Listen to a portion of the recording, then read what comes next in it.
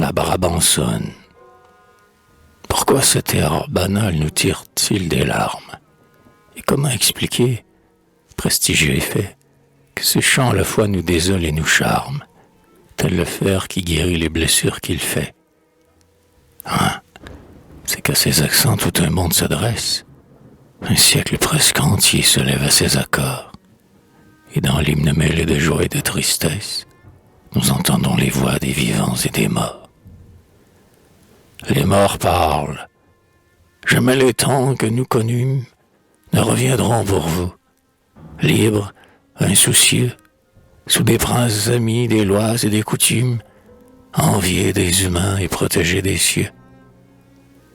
Nous avions, peuple uni, paisible, humanitaire, coulant des jours heureux trop vite révolus, du travail de nos bras enrichissant la terre, amasser des trésors que vous ne verrez plus. Que reste-t-il des fleurs que nous avons semées, du sang jeune et viril qui faisait notre orgueil, de toutes les beautés que nous avons aimées? Que reste-t-il, sinon cendres, ruines et deuil? Où mûriront les fruits et les moissons prochaines? La mer a recouvert de son sel le limon.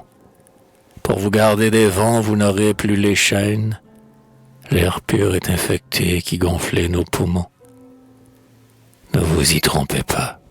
Quand le prêtre célèbre, que l'autel retentit de l'hymne défendu, ce n'est pas le clairon, mais c'est un glas funèbre qui sonne dans vos cœurs le paradis perdu. Mais à ces morts, voici que les vivants répondent. Écoutez, disent-ils, la voix de nos canons. Entendez leurs appels où l'espérance abonde. La victoire est en marche et nous vous revenons.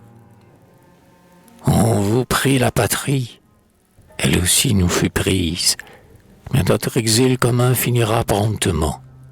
C'est quand on l'a perdue et qu'on l'a reconquise qu'avec la haine au cœur on l'aime doublement. Oui, depuis trop longtemps, sans se plaindre, elle porte le poids toujours plus lourd d'un régime abhorré. Tel était son déclin qu'on la proclamait morte, tant il coula de sang de son sein déchiré. Certains de ses enfants se sont levés contre elle. Trahison, sacrilège. Ah, parmi ces douleurs, la plus vive ne fut jamais aussi cruelle. Mais louez Dieu, bientôt luiront des jours meilleurs. Dans les champs ravagés, le blé déjà repousse. Au creux des murs branlants, l'oiseau refait son nid. L'anémone se fraye un chemin sous la mousse. Au vieux monde succède un monde rajeuni. De là-bas, de l'Isère, des plaines riveraines, nous vous ramènerons vos fils et vos époux. Et vous reconnaîtrez, en acclamant la reine, l'ange qui nous pensa, courbé à deux genoux. Nous vous ramènerons, grave et doux sous son casque, celui dont Romussin le front d'un laurier d'or. L'absence et le péril auront sculpté son masque, un masque antique et pur d'un jeune impérateur.